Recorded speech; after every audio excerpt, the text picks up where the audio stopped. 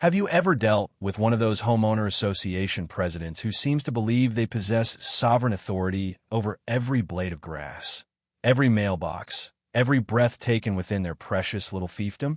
Well, let me tell you about a woman named Brenda Hockenberry. Brenda, bless her tightly wound heart, picked the absolute worst day, the most critically important ambulance, and unequivocally the wrong quiet, unassuming widow to unleash her particular brand of self-important tyranny upon. You simply will not believe the audacity, the sheer unmitigated gall, when she actually demanded that paramedics, in the middle of a life-or-death emergency, move their vehicle. Why?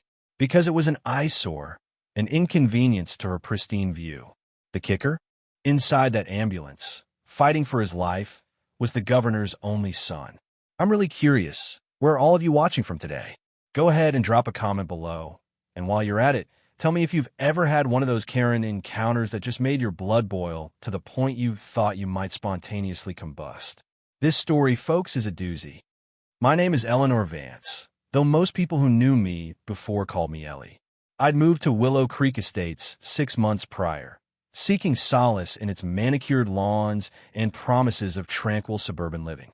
My husband, Arthur, a brilliant and compassionate cardiac surgeon, had passed away just over a year before, suddenly, cruelly, from a stroke.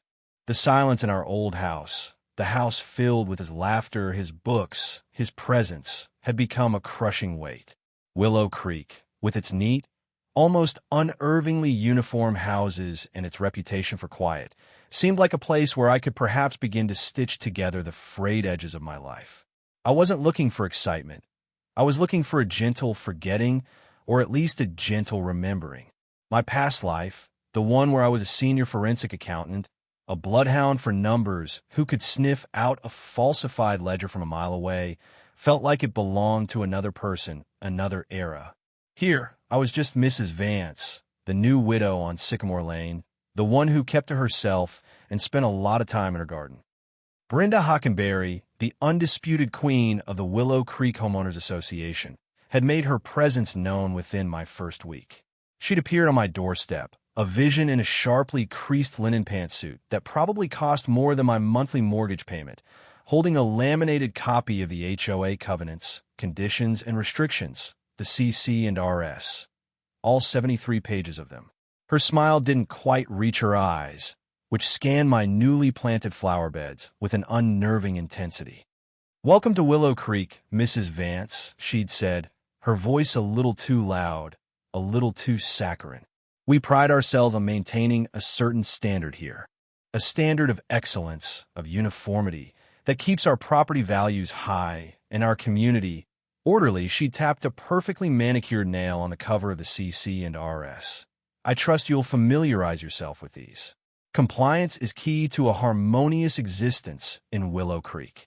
She then proceeded to point out that the particular shade of blue I'd chosen for my mailbox flag was apparently a shade too vibrant and not in keeping with the approved palette. She'd let it slide, she'd magnanimously declared, as a welcome gesture, but future deviations would be noted and, if necessary, rectified with appropriate fines. I remembered just nodding, a polite, vacant smile plastered on my face, thinking that this woman was precisely the kind of busybody I'd hoped to avoid. But Willow Creek was otherwise peaceful, and I was determined to find my quiet corner.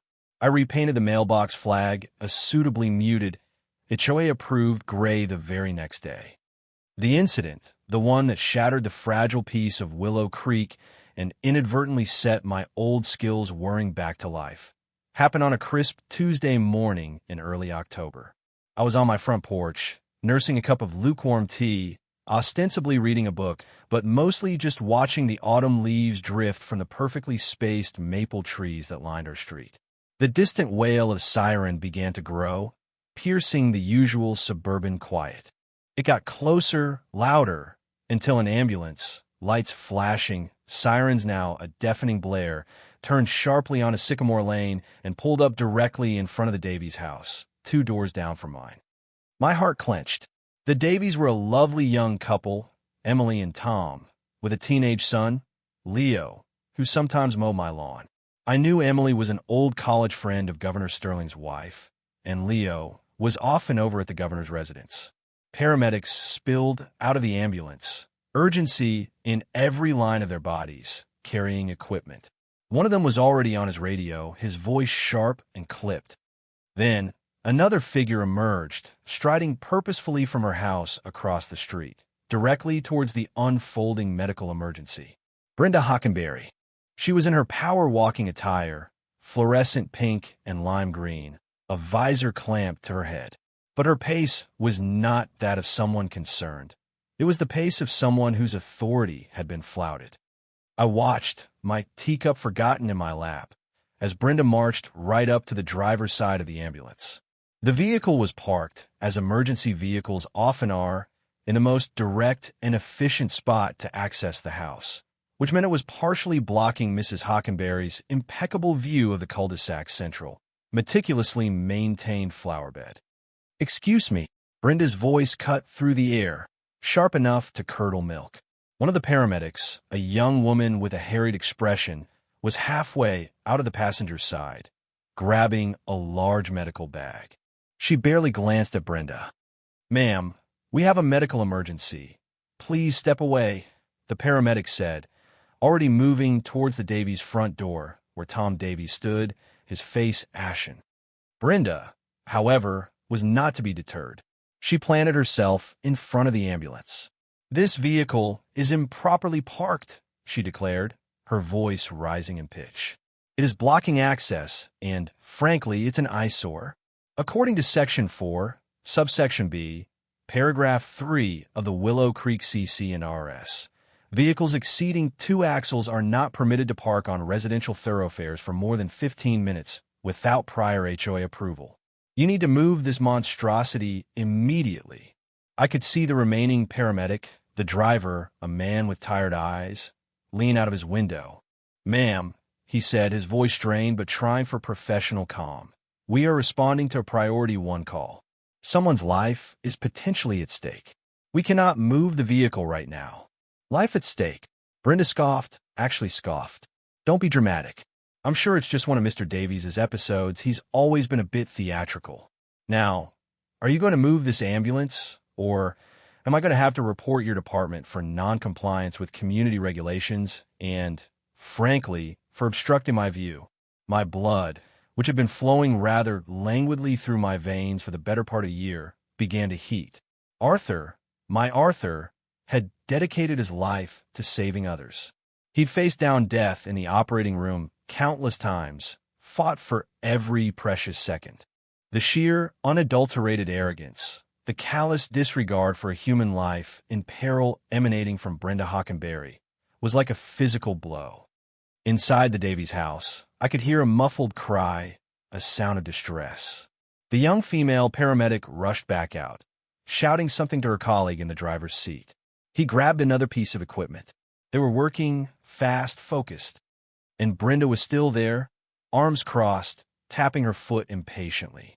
"This is completely unacceptable. I am the president of this homeowners association. My rules are law here." That was when I stood up. Something inside me, something long dormant, snapped. The polite, grieving widow persona cracked, and for a fleeting second, Ellie Vance, the forensic accountant who had once brought down a multi-million-dollar embezzlement scheme armed with nothing but spreadsheets and an unshakable belief in order and justice, flickered back to life. I walked down my porch steps, my book falling unnoticed to the ground. "Mrs. Hockenberry," I said, my voice surprisingly steady, "these people are trying to save a life. Perhaps you could find it in yourself to show a little human decency and step aside." Brenda whirled around, her eyes narrowing as she focused on me. "Mrs. Vance, I might have expected you to understand the importance of rules and order. This chaos is precisely what our CC and RS are designed to prevent. And frankly, this is none of your concern." "It becomes my concern," I replied, feeling a cold anger solidifying within me, when your obsession with trivial rules actively endangers someone's well-being. They are medical professionals performing their duty. Their duty does not supersede the bylaws of Willow Creek Estates, she snapped. Just then, the paramedics emerged from the Davies house, maneuvering a gurney. On it, pale and struggling for breath, lay young Leo Davies. An oxygen mask was strapped to his face. Emily Davies followed, tears streaming down her face, her hand clutching Leo's. The sight of Leo, so vulnerable, and Emily's raw grief seemed to have no effect on Brenda whatsoever. "You see," she gestured toward the ambulance. "Now they'll be blocking the street even longer. This is an outrage." The male paramedic, his face grim, addressed Brenda one last time. "Ma'am, we are transporting a critically ill patient. If you interfere further, I will call the police and have you charged with obstruction." Brenda actually gasped, clutching her chest as if mortally wounded by his audacity. "How dare you threaten me? I will be speaking to your supervisor. I will be speaking to the city manager. I will be speaking to the governor himself, if necessary." Little did she know how prophetic or ironic that last statement would turn out to be. The paramedics loaded Leo into the ambulance with practiced efficiency. Emily climbed in beside him. With a final, sorrowful siren wail that seemed to carry the weight of the morning's ugliness, the ambulance sped away, leaving a stunned silence in its wake. A silence broken only by Brenda Hockenberry muttering about incompetence and disrespect for authority. I watched her stomp back to her house, already pulling out her phone, no doubt to begin her campaign of righteous indignation. I, on the other hand, felt a different kind of energy coursing through me. It wasn't the quiet grief I had grown accustomed to. It was a sharp, focused anger, a feeling I hadn't realized I'd missed. The call to action. The investigator in me, the part of me that Arthur had always admired, the part that sought truth and accountability, was stirring. This wasn't just about an overzealous HOA president. This was about a fundamental abuse of power, a dangerous disregard for human life. And I, Eleanor Vance, was going to do something about it. I picked up my phone, not to complain, but to document. I discreetly took a few photos of Brenda's retreating form, of the exact spot where the ambulance had been, noting the time. Old habits, it seemed, died hard. Later that day, after ensuring the Davies family knew they had my support and learning that Leo was in intensive care due to a severe, unexpected anaphylactic reaction to a new medication, the full weight of Brenda's actions truly settled upon me. Governor Sterling, I was told by distraught Tom Davies, was on his way back from a state conference, incandescent with rage, not just as a governor whose constituents have been so appallingly treated, but as a close family friend deeply worried about Leo. My first step was a quiet conversation with the paramedic crew chief, Sergeant Miller, when he returned later that evening to retrieve a piece of equipment they'd inadvertently left behind in the rush. He looked exhausted. "Mrs. Vance, right? Thanks for trying to talk some sense into that woman." His voice was weary. "You wouldn't believe the things we encounter, but this was a new level of entitlement. Wasting precious seconds arguing about parking while that boy was going into respiratory distress. It's unconscionable. Has this happened before with her? Or with this HOA?" I asked. He sighed. "We've had comments about sirens, sure. People complaining about noise. But never someone actively trying to prevent us from doing our job during a critical call. This one, I'm definitely filing a formal incident report. Not that it'll do much with an HOA." That was the spark. An official report. Tangible. I thanked him, and then I went home and did something I hadn't done in over a year. I opened my old professional briefcase. Inside, nestled amongst files from my last big case, were my notepads, my specific pens, the tools of my former trade. I pulled out the Willow Creek CC and RS, the ones Brenda had so proudly bestowed upon me. I read them, all 73 pages. Twice. There was, as I suspected, absolutely nothing prohibiting emergency vehicles from parking wherever necessary to render aid. There were, however, numerous clauses about the duties and limitations of the HOA board and its president, clauses about fiduciary responsibility, and procedures for member grievances. Interesting. My next move was to approach my neighbors. It was a delicate process. Brenda Hockenberry had cultivated an atmosphere of fear and conformity in Willow Creek. Many were reluctant to speak out, even in private. But the ambulance incident, witnessed by several, had cracked the facade of serene order. Mrs. Petrov, a tiny, formidable woman in her late 70s who lived at the end of the cul-de-sac, was my first breakthrough. She'd seen the whole thing from her window. That Brenda, Mrs. Petrov had sniffed, her Russian accent still thick despite 60 years in America. She thinks she is Tsarina of Willow Creek. Is bad enough, she tells me my petunias are too flamboyant, but ambulance? For sick boy? This is wickedness. Mrs. Petrov, it turned out, had a long memory and an even longer list of minor grievances against Brenda's reign. She also knew everyone's business. She became my first, invaluable ally. Through Mrs. Petrov, I met Mr. Henderson, a retired civil engineer who had served on the HOA board for a single, tumultuous term before resigning in disgust over Brenda's increasingly autocratic methods and questionable financial decisions. She runs that board like her own personal piggy bank and fan club. Mr. Henderson had told me over coffee, his voice low. Good luck trying to get any transparency. The treasurer, a fellow named Wilkins, is completely in her pocket. And Marjorie, the secretary, just types what Brenda tells her to type. This was gold. With Mrs. Petrov providing the neighborhood network and Mr. Henderson offering insights into the HOA's inner workings, my investigation began to take shape. I started with the publicly available HOA meeting minutes. They were, as Mr. Henderson predicted, vague and uninformative. Financial reports were even more opaque, summarized to the point of being useless. But Mr. Henderson remembered a few specific contracts, landscaping, pool maintenance, holiday decorations, that had been awarded without competitive bids, often to companies owned by Brenda's personal friends at prices he'd always suspected were inflated. My forensic accounting instincts, rusty but still sharp, kicked in. I began to cross-reference dates, vendor names, and expenditure amounts. I subtly requested copies of specific invoices through formal HOA channels, citing my rights as a homeowner under the bylaws.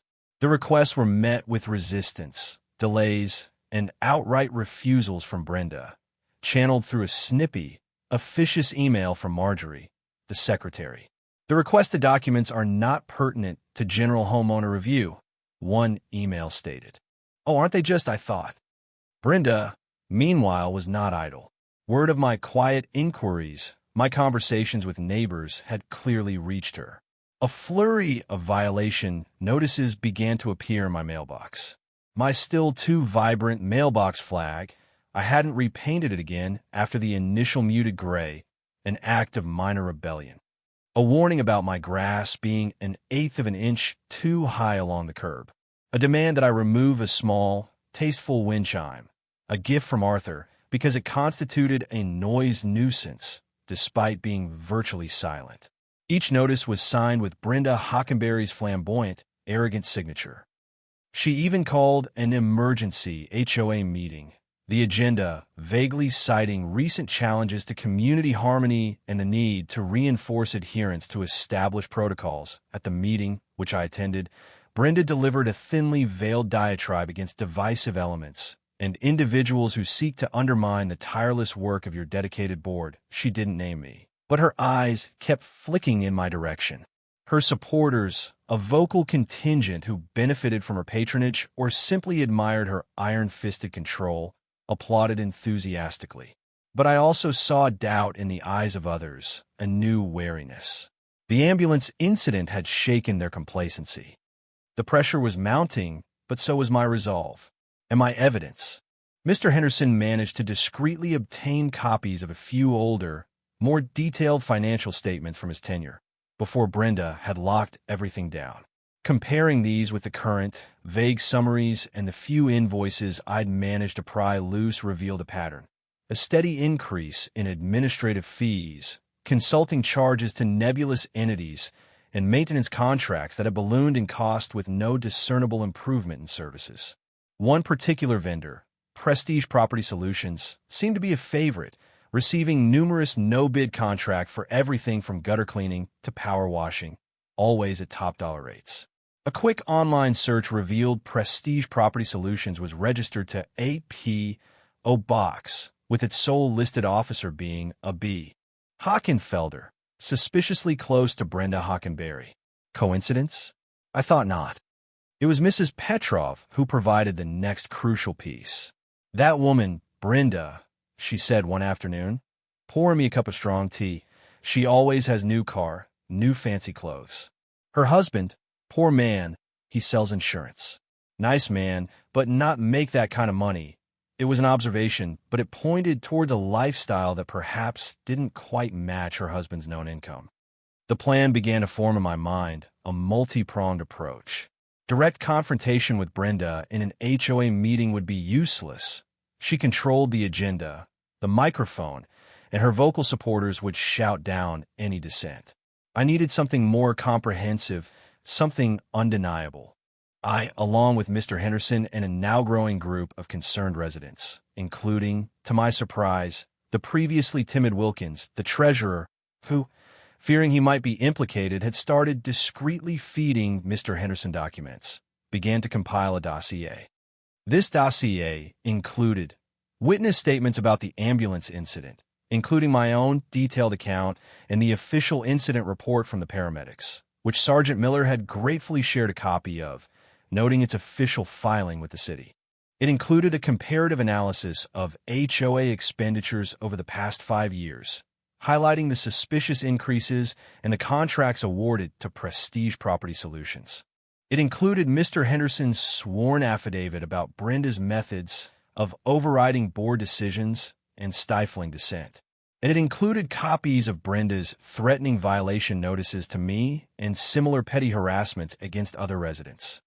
While we worked, Brenda, emboldened by what she perceived as her victory at the emergency meeting, pushed through a new aesthetic enhancement fee of $500 per household, earmarked for upgrading the community entrance signage. The existing sign was perfectly fine, a tasteful carved stone affair.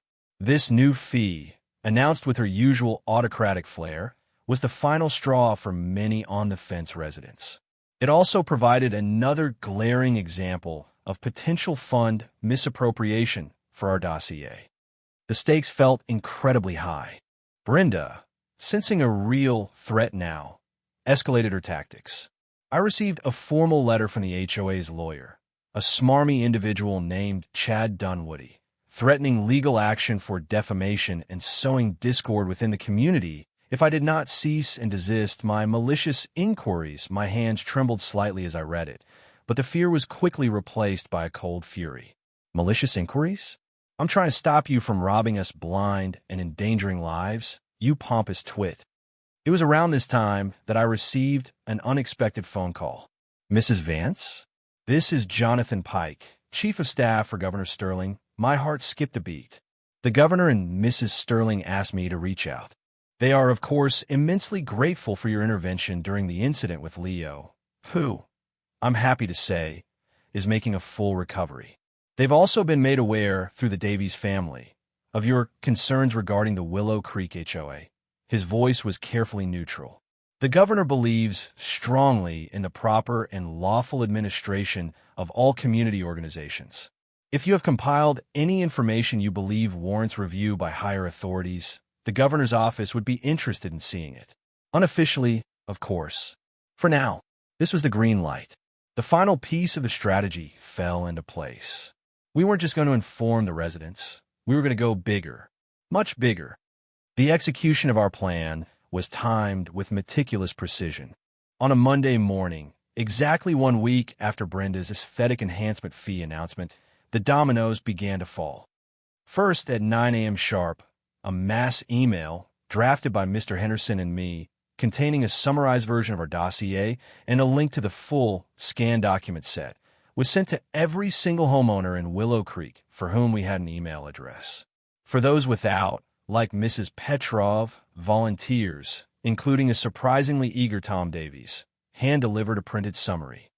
Second, at 9:05 a.m., a full copy of the dossier, along with a cover letter detailing the ambulance incident and the subsequent financial discoveries, was messengered to the investigative unit of the largest local news channel, the one known for its HOA Nightmares segment. Third, at 9:10 a.m., Another comprehensive package was sent via certified mail, return receipt requested, to the State Attorney General's office, specifically the division that handled oversight of nonprofit organizations and HOAs. And finally, at 9:15 a.m., a personally curated package, highlighting not just the financial irregularities, but emphasizing the gross negligence and interference during Leo Sterling's medical emergency, was delivered by courier directly to Jonathan Pike at the governor's office. This one included a copy of my discreetly taken photograph of Brenda berating the paramedics. Then we waited. It didn't take long. By lunchtime, my phone was ringing incessantly. Neighbors, shocked, outraged, some apologetic for their previous silence. The initial news alerts started popping up on websites. Willow Creek HOA president accused of harassment, financial mismanagement, then the big one, the one that made Brenda Hockenberry infamous overnight. HOA hell. President demanded ambulance move during governor's son's medical emergency. The news channel, smelling blood in the water, had led with the most sensational part of the story. Brenda Hockenberry was, by all accounts, blindsided. Her carefully constructed world of absolute control shattered in the space of a few hours. She tried to fight back, of course. She sent out a frantic, typo-laden email to all residents decrying the vicious, unfounded lies and personal vendetta being waged against her. She called another emergency HOA meeting for that very evening, intending, no doubt, to rally her supporters and denounce her accusers. But this time, the room was different. The air crackled with hostility, not directed at me, but at her. Her usual sycophants looked uneasy, some avoiding her gaze. When she took the podium, her face pale, but her expression defiant, she was met not with applause, but with a stony, accusatory silence. "These are outrageous slander," she began, her voice trembling slightly. "This is the work of a few disgruntled individuals who don't appreciate the tireless efforts I undertake to maintain the pristine standards of our beautiful community." Mr. Henderson stood up. "Brenda," he said, his voice calm but firm, "we have records. We have invoices. We have witness statements. Can you explain the exorbitant, no-bid contracts repeatedly awarded to Prestige Property Solutions, a company registered to A.B. Hockenfelder?" A wave of murmurs swept through the room. Brenda's face went from pale to a mottled red.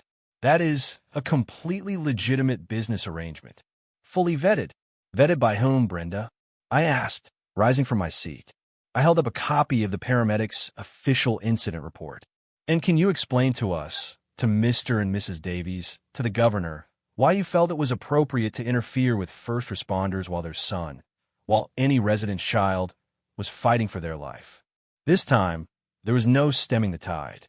Residents who had previously been too afraid to speak began to voice their own stories of Brenda's petty tyrannies, her fines, her threats.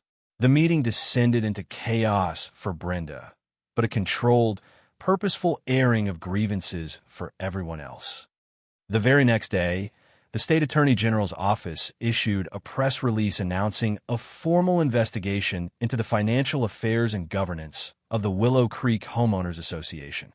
Governor Sterling also released a statement, expressing his profound disappointment and concern over the reported interference with emergency medical services and his expectation that the AG's investigation would be thorough and swift. He also praised the brave residents who came forward to ensure accountability. Brenda Hockenberry's downfall was swift and absolute. Within a week, facing overwhelming pressure and the desertion of even her staunchest allies on the board, including Wilkins, the treasurer, who was now fully cooperating with the AG's investigators to save his own skin, she tendered her resignation as HOA president. It was accepted with immediate effect. Her cronies on the board followed suit shortly thereafter. The legal and financial repercussions for Brenda were just beginning. The AG's investigation quickly uncovered substantial evidence of embezzlement, self-dealing, and mail fraud related to the inflated contracts and the mysterious B.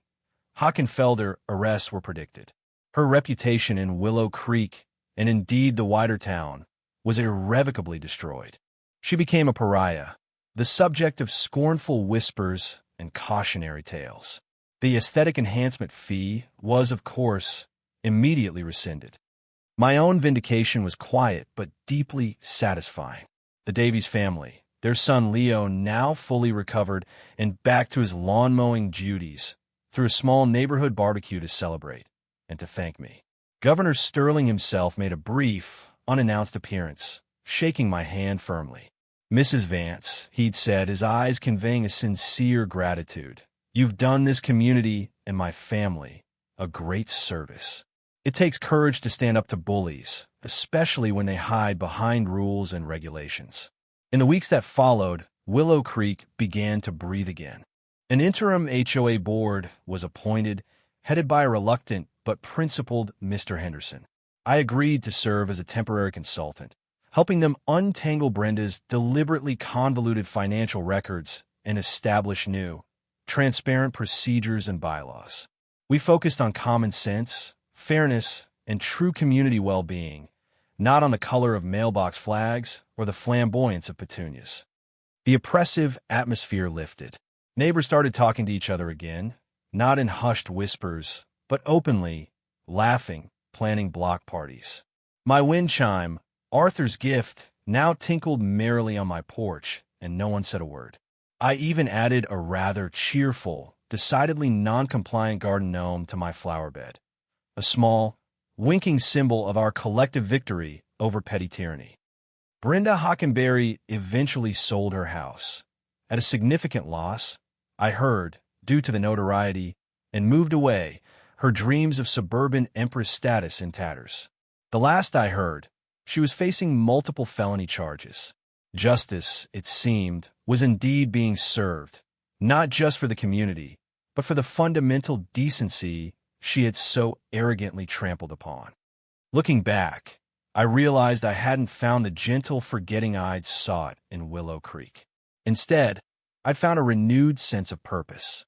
My skills, honed in a world of corporate intrigue, had found a new, more personal application. Arthur, I knew, would have been proud. He'd always told me my sharp mind and unwavering moral compass were my greatest strengths. In honoring his memory and in standing up for what was right, I had, in a way, started to heal myself. So, that's the story of Brenda Hockenberry and the ambulance. It just goes to show you, doesn't it?